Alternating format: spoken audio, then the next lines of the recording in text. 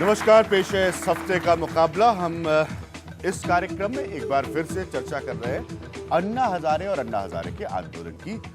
मैं सबसे पहले आज अपनी कोई भी बात रखने से पहले आज आपको अपने पैनलिस्ट से मिलवाऊंगा। इसकी वजह आपको बताऊंगा मैं क्यों उन लोगों को आपको आज सबसे पहले इस प्रोग्राम में मिलवा रहा हूं, क्योंकि एक साल पूरे होने के बाद बहुत सारी ओपिनियंस हैं इस आंदोलन को लेकर।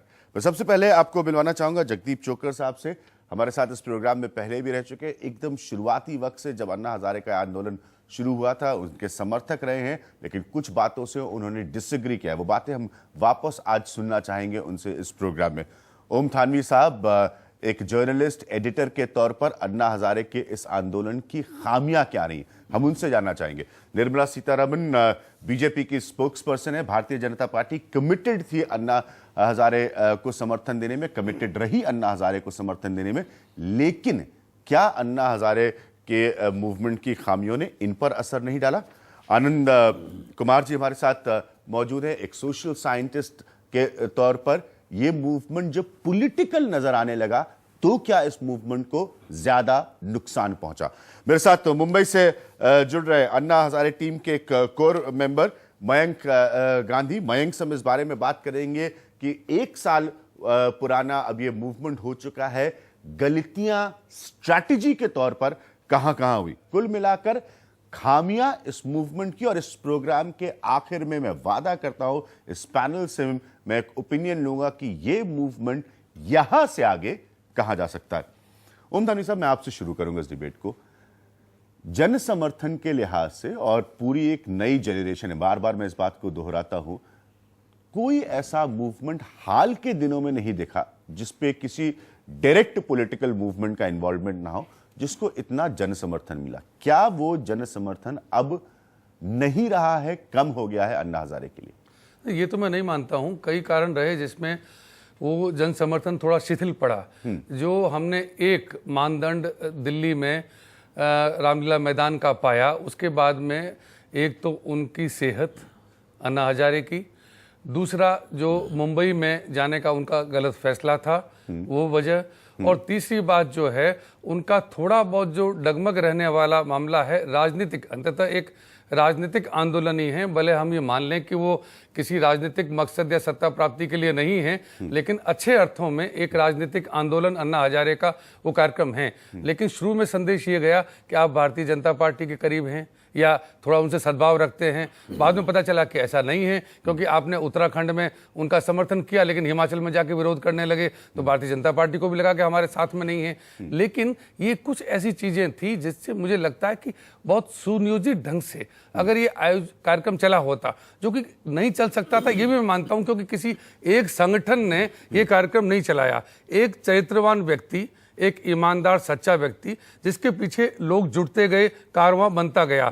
लेकिन जब इतना बड़ा कारवां सामने आया तब उसको कम से कम एक अनौपचारिक रूप से ही सही एक संगठन का रूप लेना चाहिए था। जगदीप जी, डे वन से हम लोग आपसे इस बात पर चर्चा कर रहे हैं, कहां पर लगता है आपको इतने व्यापक जन समर्थन के बावजूद खामियां रह गई? देखिए, पहली बात तो ये खामियां तो हैं, ठीक है, और थी, उम्मीद करता हूं आगे नहीं रहेंगी। लेकिन मैं पहली बात ये कहना चाहूँगा कि इस आंदोलन का जो प्रभाव पड़ा है वो बहुत अच्छा और इम्पोर्टेंट और लॉन्ग लास्टिंग पड़ा है। एक बात, हाँ, ये बात मैं भी मानता हूँ कि वो एक मैं पहले कहना जरूरी समझता हूँ। जी, बिल्कुल सही बात। दूसरी बात ये, मेरे ख्याल में दो बातों में ये संगठन, इस आंदोलन में कमियां रही हैं। एक तो ये आंदोलन उनके अपने कामों की वजह से पॉलिटिकल रहने की बजाय, अराजनीतिक रहने की बजाय पार्टिजन राजनीति में जाता दिखा। ठीक है, जब ये कहा गया कि हिसार में एक पार्टी के हक में वोट मत डालिए, एक बात वो, उसमें और विस्तार पूर्वक चर्चा भी हो सकती है, लेकिन अभी मैं नहीं कहना चाहता कुछ और। दूसरा ये जो थानवी जी ने कहा कि संगठन जो है, इतने बड़े लेवल पे अगर आप काम कर रहे हैं तो आपका संगठन, ऑर्गेनाइजेशन एक बहुत अप्रोप्रिएट, डिटेल्ड, कॉम्प्रिहेंसिव होना चाहिए। मैं अगर थोड़ी सी अलग भाषा में कहूं कि बहुत सारे लोगों ने यहां तक कहना शुरू किया कि कुछ लोग जब चल गया कारवा तो उसमें घुस घुस कर अपनी दुकान लगाने की कोशिश करने अंग्रेजी लगे। में कह सकता हूं ये बात हाँ। कि दिस आंदोलन has made a launched a lot of careers lot, ठीक है, जो पहले नहीं honest थे बने, कहीं। क्योंकि मैं आपको बहुत अप्रिशिएट करता हूं कि आप इस बात को ऑनेस्टी से रख रहे हैं। आनंद जी, जो बात यहां पर, ये कहां पर बदला, हम में से कोई इस बात पर डिबेट नहीं कर सकता कि इसने एक इशू को जनमानस के दिमाग में सेंटर स्टेज पे लेके आया, उस कंट्रीब्यूशन को इस आंदोलन के कोई डिनाई नहीं कर सकता। ये कहां गड़बड़ी हुई? देखिए, गड़बड़ी शायद इस तरह से हो गई कि ऐसा लगा कि एक साथ इस आंदोलन का जो नायक है या नायक समूह है वो समस्या को जानता है और समस्या का समाधान जानता है और समस्या का समाधान कराने के लिए सरकार को तैयार करने की क्षमता भी रखता है, क्योंकि बिल्कुल ये शिखर पर पहुंचा कुछ ही क्षणों में। यानी एकदम से भारत सरकार के अब तक के इतिहास में एक जन आंदोलन के साथ कैबिनेट के सर्वोच्च स्तर के लोगों को आमने सामने बैठाने की इसके पहले कोई पहल न जेपी के अगर हम जमाने साफ में भाषा हुई। में कहें तो लोगों की धारणा नहीं थी कि ये आंदोलन एक ऐसा वक्त था जब इसने ये सरकार को घुटने पर लेकर आया। उम्मीदें जैसे दूध बर्तन में गर्म हो एकदम से उफरने लगे तो उसे लगे कि जितना दूध है उससे ज्यादा वो दिखने लगता है, ऐसा हुआ।